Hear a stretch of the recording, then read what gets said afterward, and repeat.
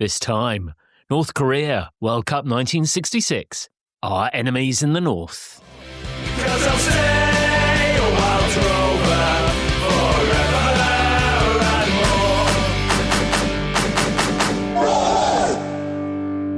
more. So yes, welcome. We are now going to the third of our, what we're calling our festive shorts. Now, the more astute among you will have realised that these are neither festive particularly or that short, but there you go.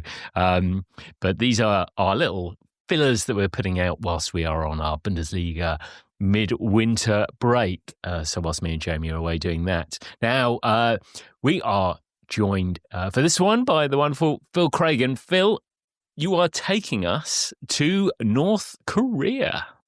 I am. North Korea and 1966.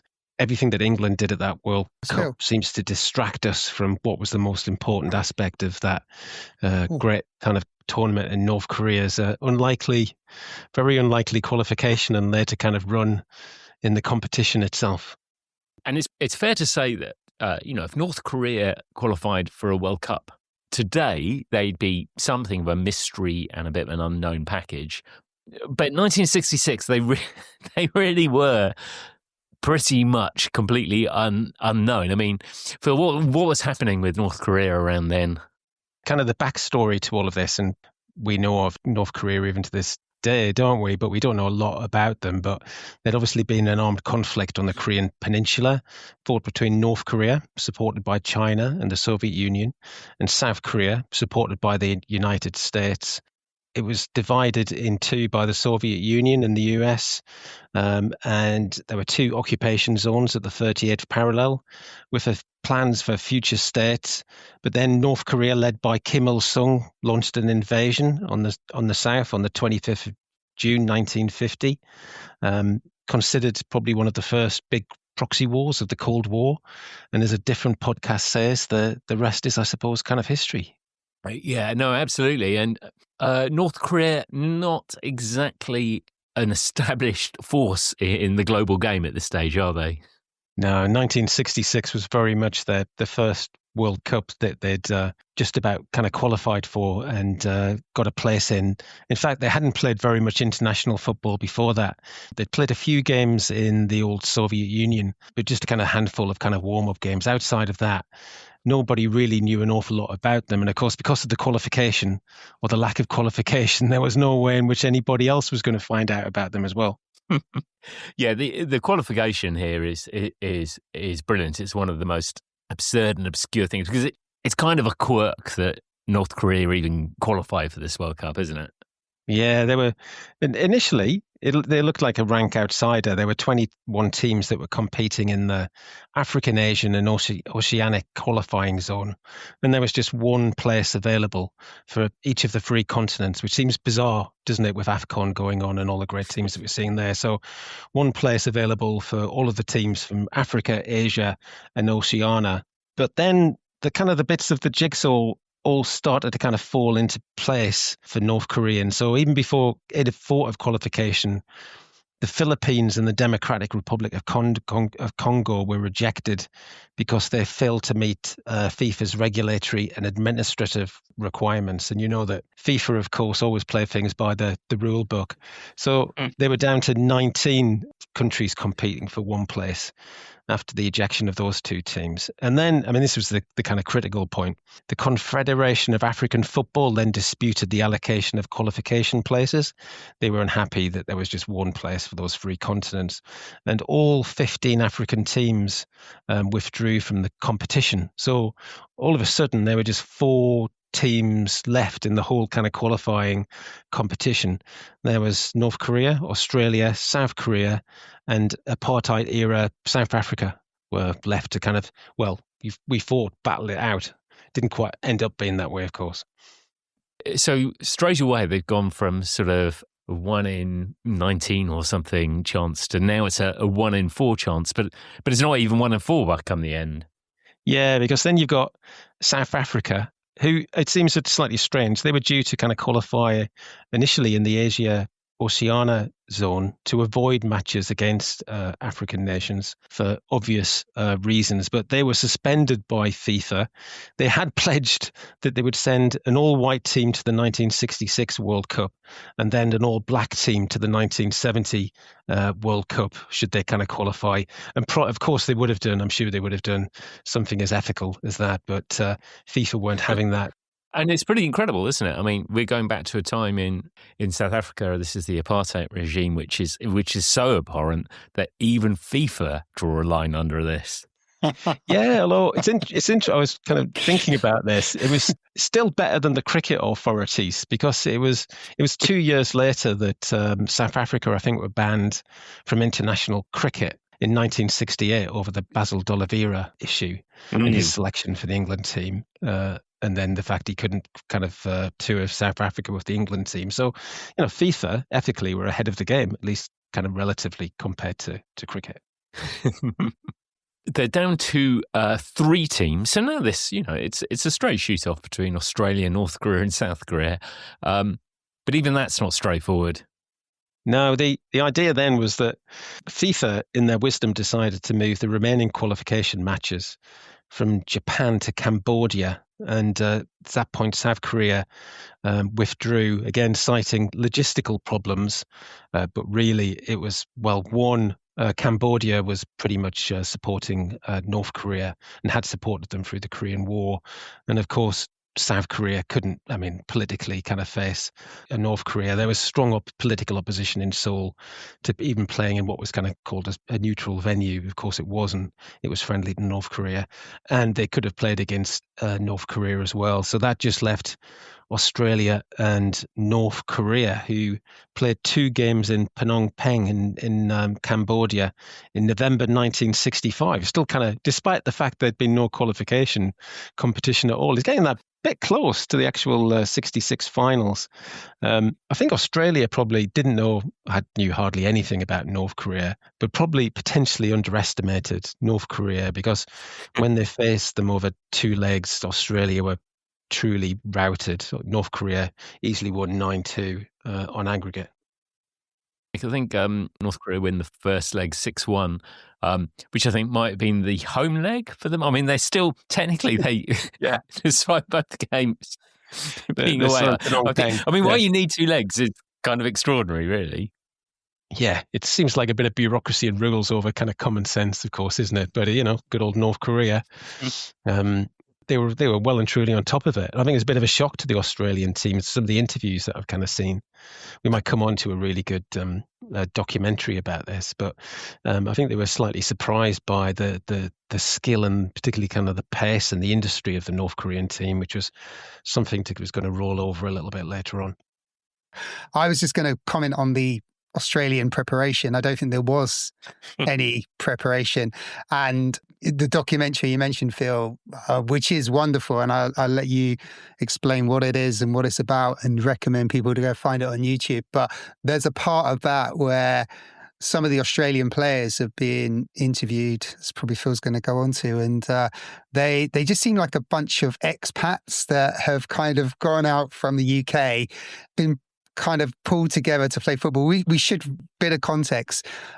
By this point in 1966, there was no professional football league in Australia.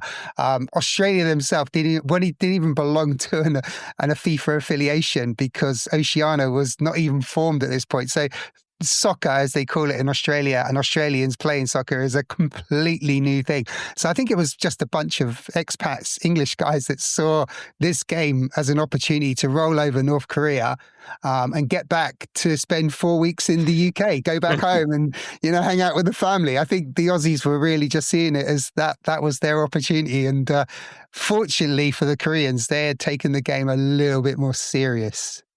Yeah, I think that's right. I don't think Australia had played an international for 2 years.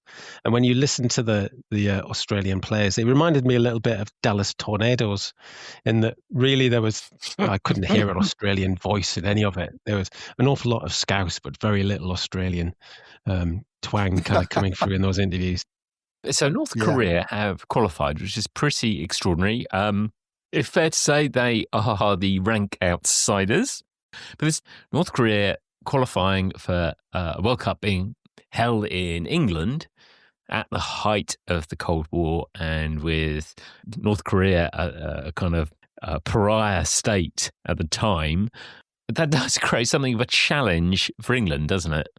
It does. You're right. I mean, North Korea were definitely outsiders, 1,000 to 1 with the bookies. But the political headache in Whitehall and Westminster was pretty acute. There was a big diplomatic headache for the British government. So the Korean War had only ended in 1953, and of course the United Kingdom were one of the 22 nations that provided military and medical support to South Korea. There were no diplomatic relations with North Korea. Britain hadn't officially recognized the Democratic People's Republic of Korea, as we should probably kind of call it. And of course, Cold War tensions were high. And that was kind of ongoing as well. Another little reference back, isn't it, to kind of the tornadoes, because there was still a very hot Cold War conflict taking place in North Vietnam, and of course North Korea, along with the Soviet Union, China and others, were supporting that as well. So the idea of a North Korean team playing on English soil, potentially in front of the Queen, imagine that, was pretty uncomfortable. So the British government had a few thoughts, a few ideas. The first one was just basically to deny visas to the North Korean team. And they also lobbied FIFA to exclude North Korea from the competition. And this, again, I mean, this is an example of where, FIFA, they're standing the ground and I would say is doing the right thing. FIFA refused the request to exclude North Korea. I think there were some concerns within the FA that if they kind of carried on, that potentially the World Cup could be taken away from them. So eventually the North Korean team were granted the necessary paperwork and they were on their way. A bit of context to that. I mean, fair play for FIFA for doing that as well, because they're well within their rights.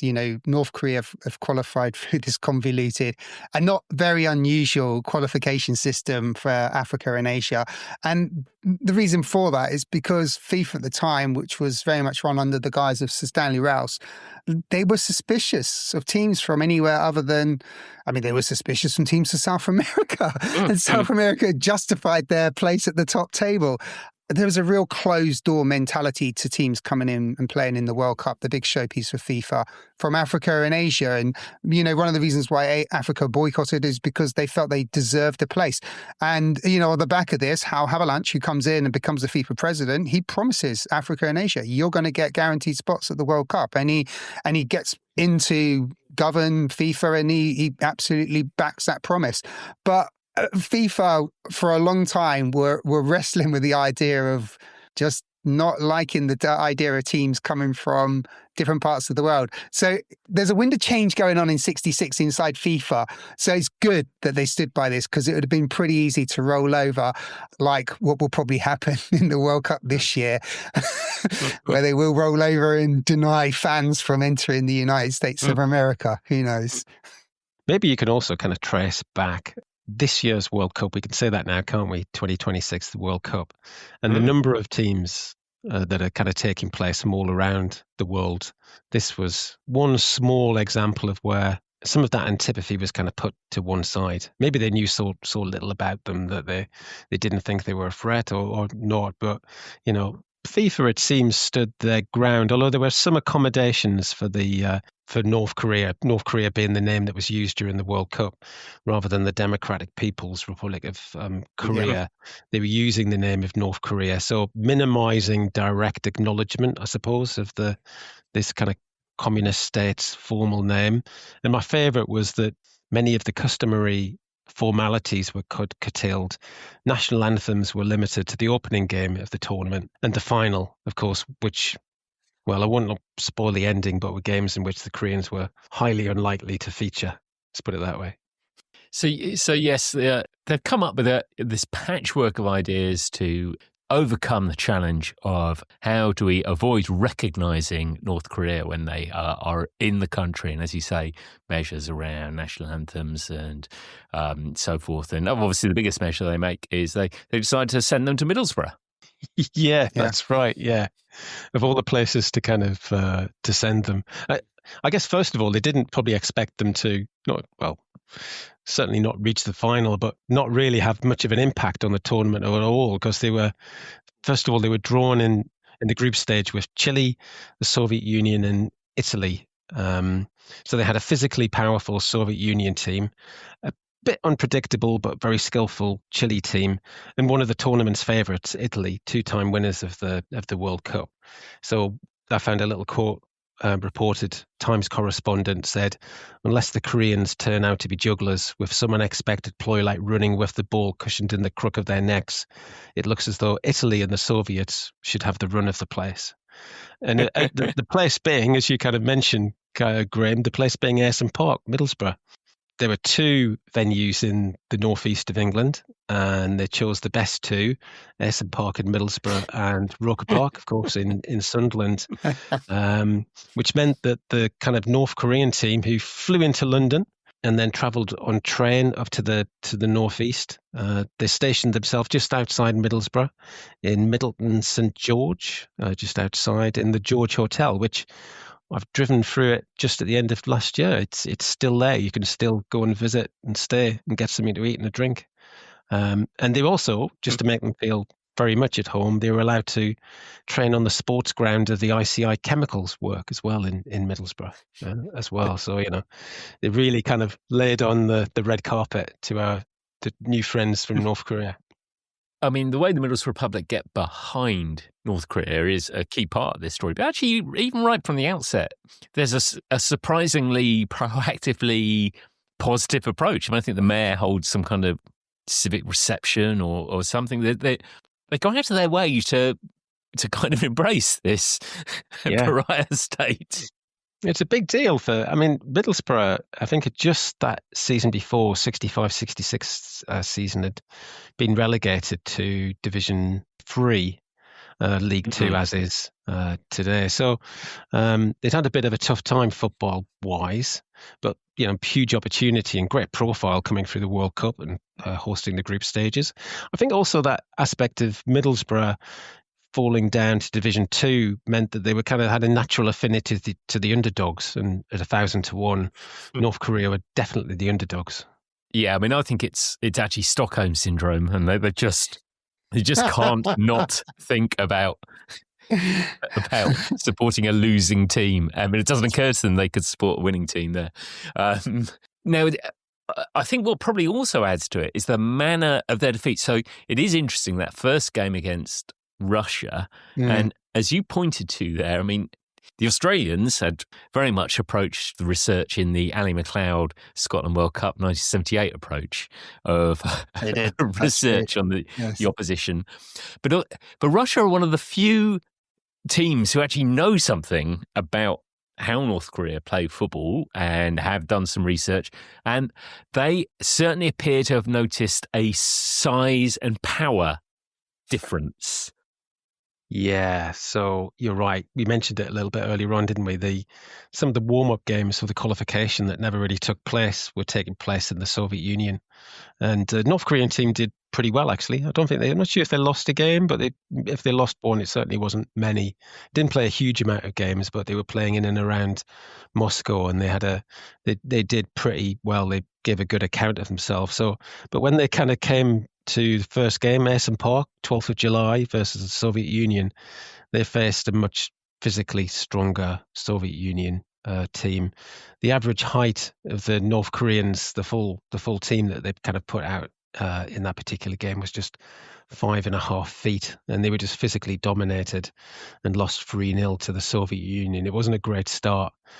For all the skill that they had and the speed and the agility of the team, they were just kind of completely bullied by the Soviet Union and somewhat kicked around the pitch a little bit as well.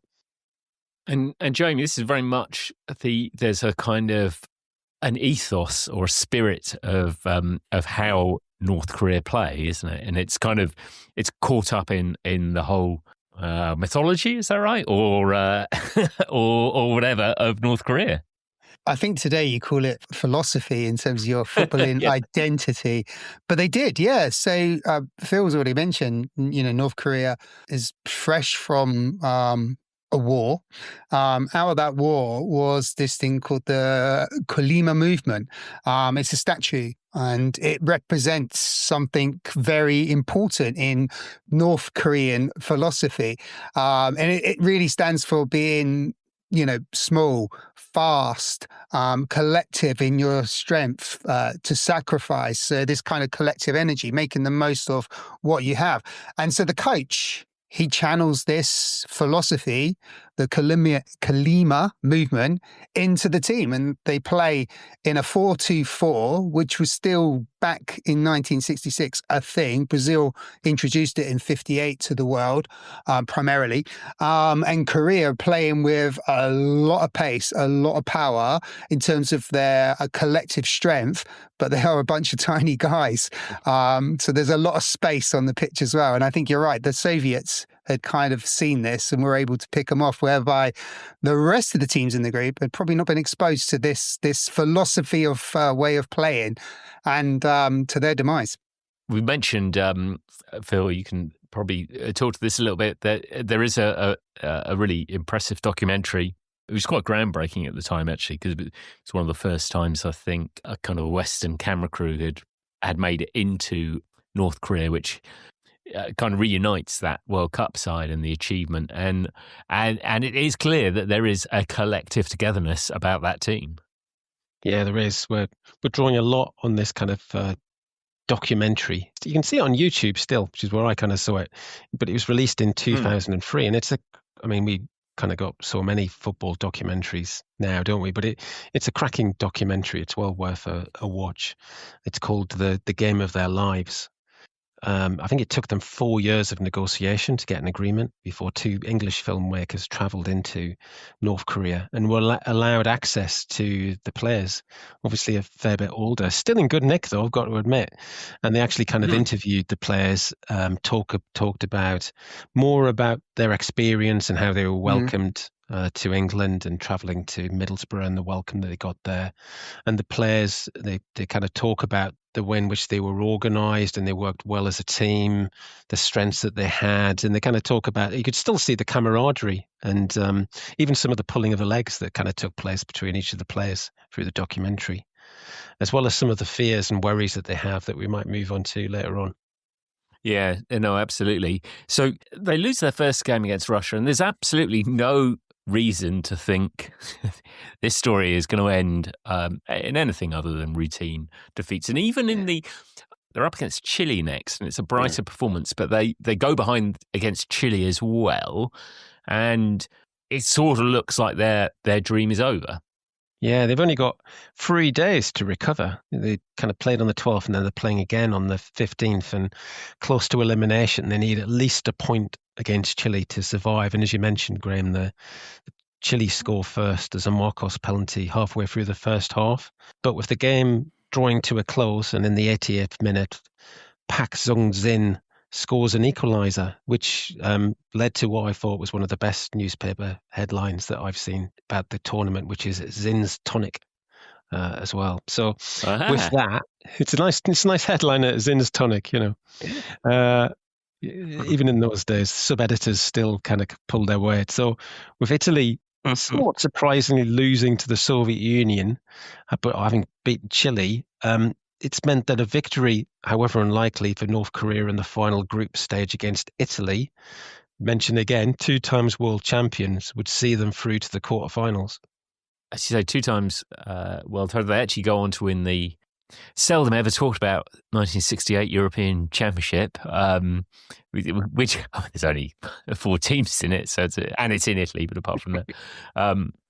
And they reached the World Cup final in 1970. So this is a good Italy side by any stretch. But by the time we get to this game, the Middlesbrough public are now really warming to their task of supporting and encouraging North Korea. It's a great thing. They essentially make a 12th man, don't they? Yeah, that's right. I think they took the team to the heart at this point, and the volume of the kind of the support of already kind of full grounds at Ayresome Park, to their credit, even for some of the earlier games. But the good people of Middlesbrough took the North Koreans to their heart and just basically became active supporters of the team. They turned out in their numbers for the final game just 4 days later. So not much of you don't have much time to recover in the group stages.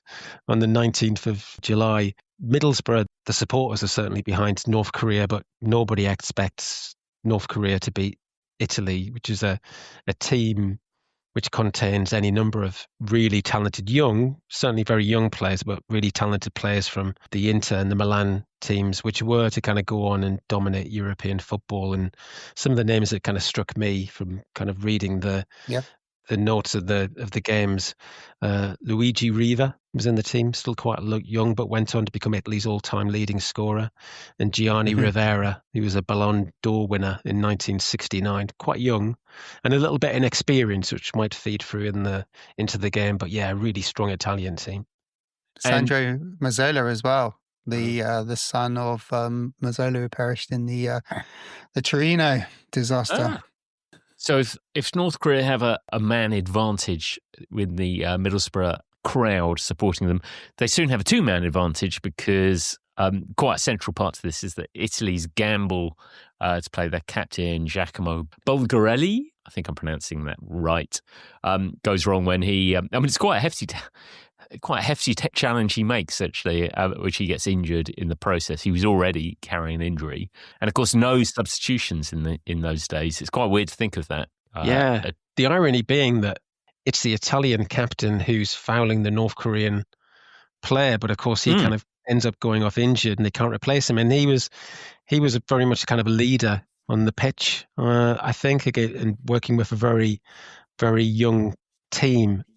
And as you say, kind of North substitutes, and the kind of double whammy that kind of comes afterwards is that in the 41st minute, Pak Do-ik, who was a print worker back in North Korea, he probably wasn't a print worker. I think that's kind of, lots of communist states, of course, do that, don't they? You know, you're a proletarian print worker, but you're not. You're a full-time professional footballer.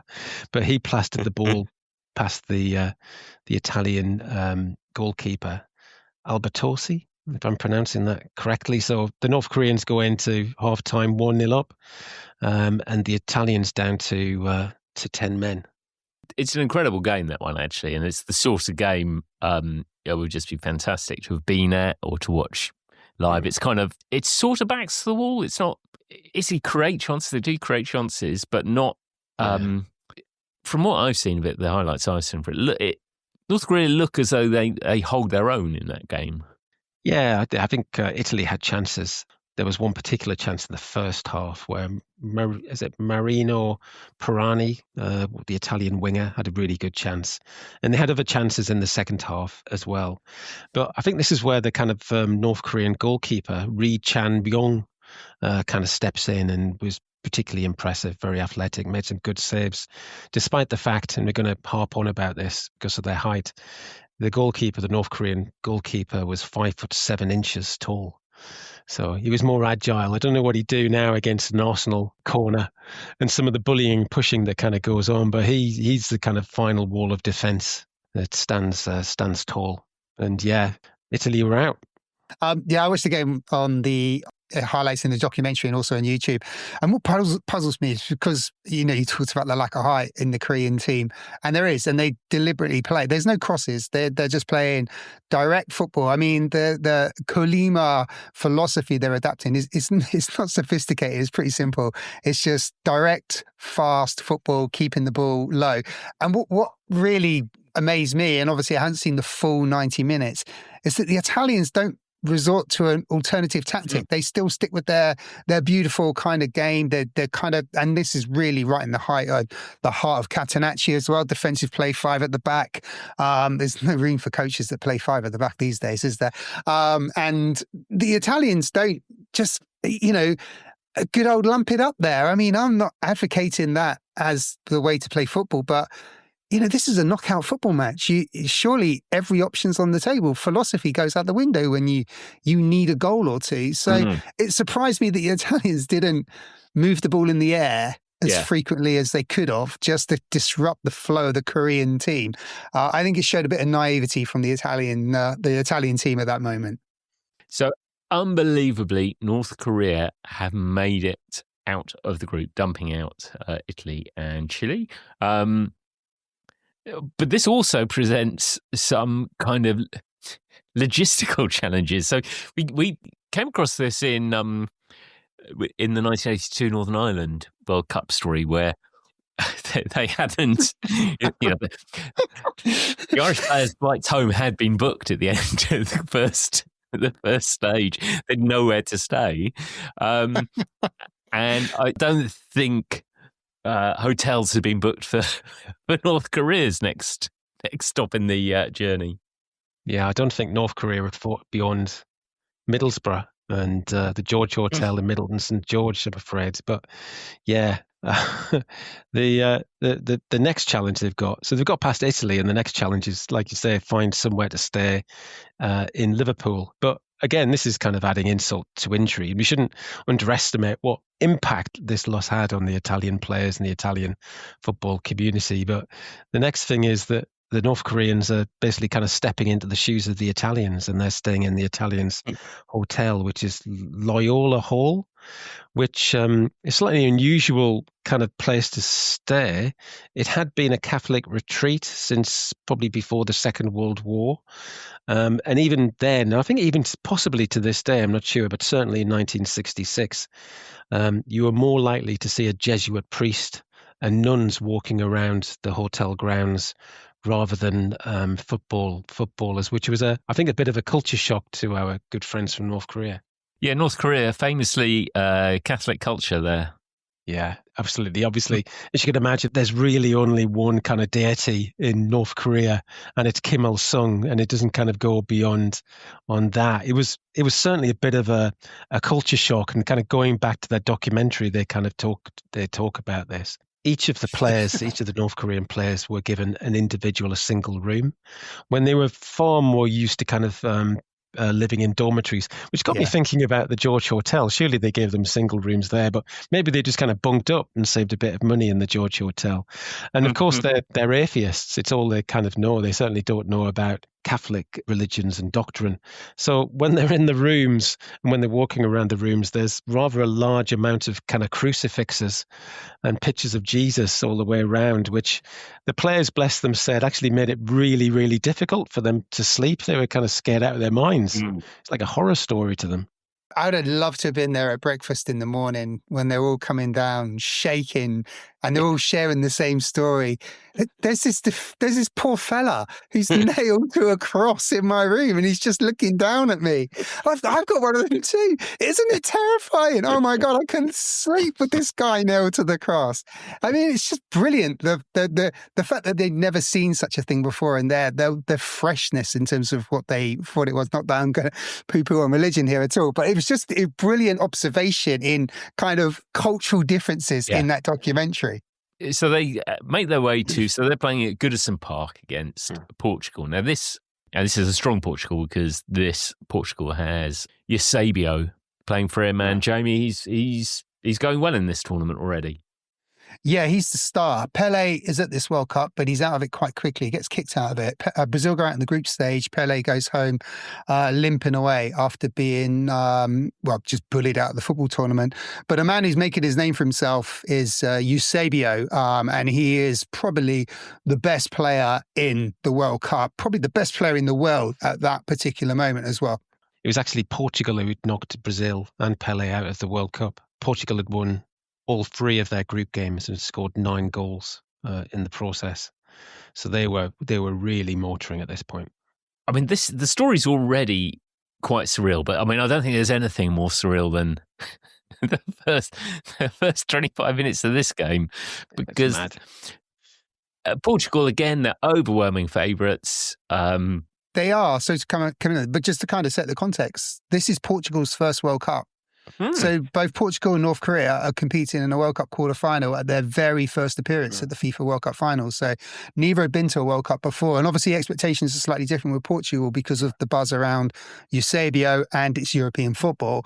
But they're both new to this stage. They're both new to the World Cup, and they're both new to knockout football in the World Cup as well. So what you're suggesting is Portugal at this World Cup might be a one-man team built around one massive player with a huge ego, which fortunately that kind of thing never happens again to Portugal. Yeah, harsh, but potentially true. So they end up playing Portugal. Portugal will be favourites. They are on a group, but they've won all three of the games. They've got Eusebio. But quite quickly, this game is turned upside down, isn't it? Yeah, it looks like a cracking. You can sense the atmosphere from the kind of the videos. 51,000 people in Goodison Park, and there were at least 3,000 English Korean fans who travelled the way down from Middlesbrough, so 150 miles across the Pennines. There's some interviews in the documentary with now older middle-aged men who at the time were young kids and had kind of travelled to go and see what was then their team. And in the first 22 minutes, the Koreans were completely bossing it, absolutely stunning Portugal. They scored 3 times. They scored the first goal, and it's our friend again, Pak Sung-sing. He scored after about a minute. Lee Dong-woon, 22 minutes, and Yang Sung-kook, 25 minutes. Portugal are 3-0 down. And it's at this point, of course, that the crowd start to shout "easy, easy," and we want 4. But there was a bit of a pivot point at that point. This is where our friend Eusebio starts to kind of get involved. I think North Korea only played their first game of football officially in sort of 1964. So there's not a great heritage of what to do when you're 3-0 up. So as Andy Townsend would say, if anything, Clive, they've scored the first 3 goals too soon. Yeah, they had. You can just imagine 3-0, now. the most dangerous scoreline in football. Yeah, right. And you're absolutely right, Graham. They've got no kind of experience of what it's like to be 3-0 up in a World Cup quarter-final in front of 50,000 people. I mean, nowadays, obviously, you'd be rolling around every few minutes that you've got corner flag, wasting time, back to the keeper. The keeper would definitely go down. He would go down. Yeah. I guess at that point, you could just keep passing it back to the keeper and do a Schmeichel like in the Euros and stuff like that. But there was none of that. They were just going for it. Their philosophy that got them there maybe didn't help them in this particular game. They were flying. They only have one way to play. They don't have a plan B. They just play in this direct, pacey style where they just keep going and going and going. I suppose the big what if is what if they could have somehow lasted till half time, but I mean they don't really last longer than a couple of minutes. No, Eusebio just seems to kind of completely take over to the extent probably similar to what we kind of see with another kind of current day Portuguese player. He's going to have the ball and nobody else is going to have it, and he's running at the North Korean defence, not even bothering to kind of pass. He ends up scoring 4 goals in the next 28 minutes. So from 3-0 up, North Korea are then basically 4-3 down. It's kind of basically North Korea 3, Eusebio 4, kind of going into the second half. And the game finishes 5-3. Jose Augusto might have been lost in this story a little bit, but he gets the 5th goal in the 80th minute.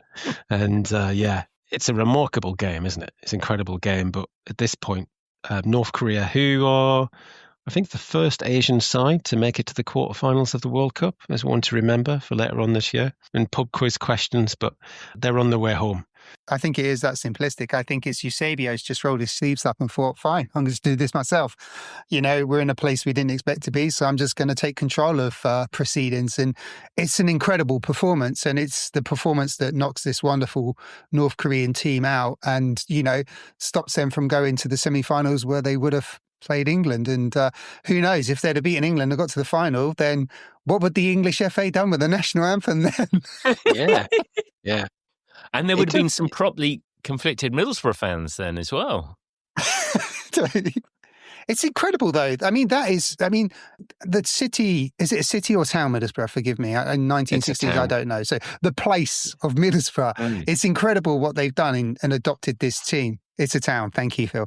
The town of Middlesbrough, it's incredible what they've done. We're adopting this team, but then travelling down to Liverpool to follow this team that, they've just fallen for. It's just a wonderful, it just adds to the beauty of this story, and also backs the English culture that we just love an underdog. We can't get away from that, can we? Also, of course, if they probably if North Korea win, England gets to play them in the semi-final, so that's probably there's a bit of self-interest in there as well. So the dream kind of ends, and what's incredible is how quickly after this extraordinary light being shone on an international stage for North Korea, and this must be, I don't know enough about wider North Korean sport, but this must be the biggest stage and the biggest lens that's been put on Korea at this stage as a culturally, I guess. But they go back into their shell straight afterwards, don't they? Yeah, they're on their way back to North Korea. Thinking about that, it's I know there's for North Korea, they don't qualify for another tournament until when is it? I don't know if I think they qualified once. It's 2010, isn't it? 2010. Yeah, 2010. But obviously, for lots of similar communist states, particularly the Soviet Union, who had initially been slightly antagonistic to football, I think they were eventually converted because they saw the opportunity of competing on a world stage and beating the capitalist dogs. I think is probably kind of part of that. The piece, but you're right. With North Korea, they just kind of disappear back. There were some rumors / kind of propaganda that they'd been imprisoned on their way back to Pyongyang. There were some rumors that the team had gone out drinking and had been womanizing in Liverpool, which was a rumor that was denied by the local pub owner, who said only water was ordered for the team. They had been in the pub.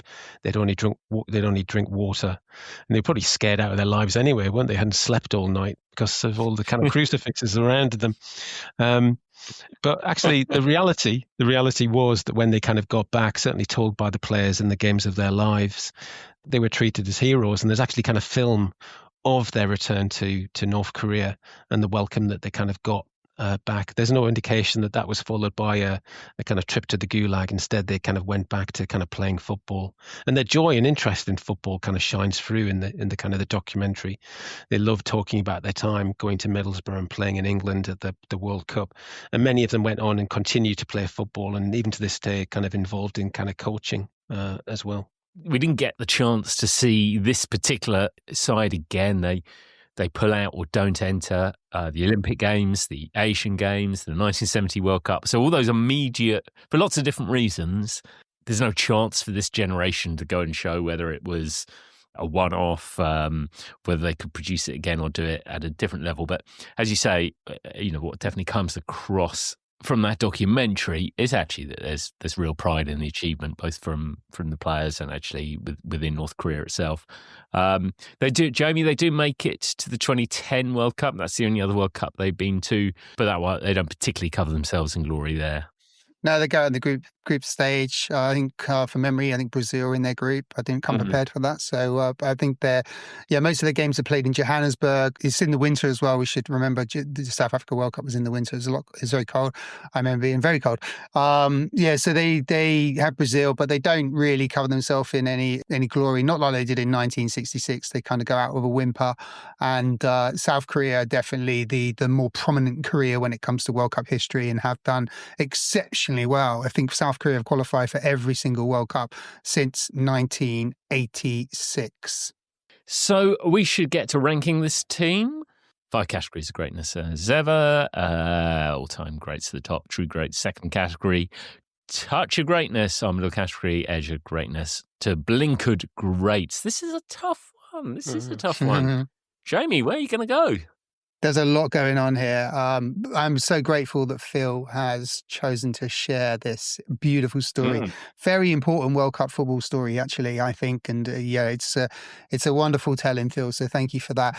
There's so much going on. The way that the locals embrace this North Korean team from the very beginning, and Middlesbrough almost becomes the 12th man, as you've mentioned, is just wonderful. So you've got this love and spirit surrounding it. You've got this rare example where a political ideology through Chollima has translated directly into a tactical identity on the pitch, with the speed, the energy, the free balls, the high press, the collective discipline and power of the team.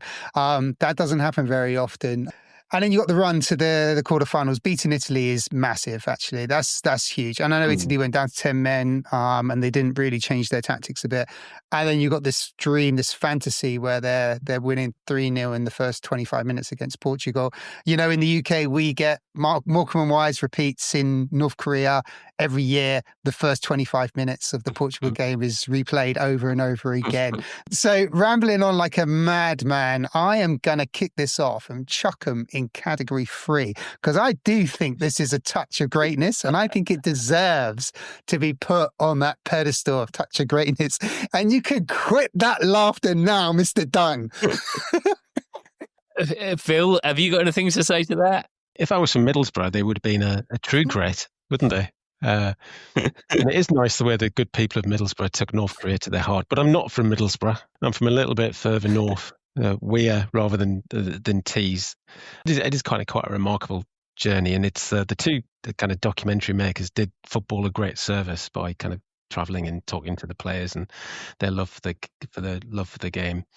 I would agree with Jamie, actually. I think it's such a kind of romantic story, and they did kind of break through, and they were so close. They were so close to getting to the semi-final of a World Cup. So just to kind of gang up on you, Graham, I'm going to go for the third. There's a touch of greatness there. Yes, Phil. Fantastic. Textbook can go there. Great. Excellent. Great. I would put them in, not necessarily great, but we wouldn't be where we are today. Our reserve category. But I think with North Korea, we don't know where we are today still, all the same. So I don't think they could be that. Well, you know, it is democracy. This isn't a dictator. Well, you can make an exception in this one for sure, Graham, and get away with it. I could just... What I say goes. No, I better listen to the public. And unbelievably, North Korea, World Cup 66, a touch of greatness? Excellent. So that was the third of our little festive shorts. As a reminder, we are off on our Bundesliga-style midwinter break. We'll be back with the full podcast series at the end of January. As a reminder, you can, though, in between time, take a look at our new website. Jamie, what's the address?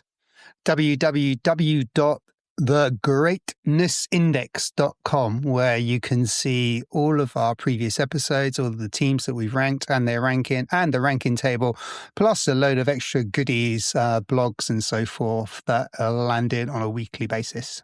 Excellent. So check that out over the coming weeks, and we'll be back next week with Vancouver Whitecaps.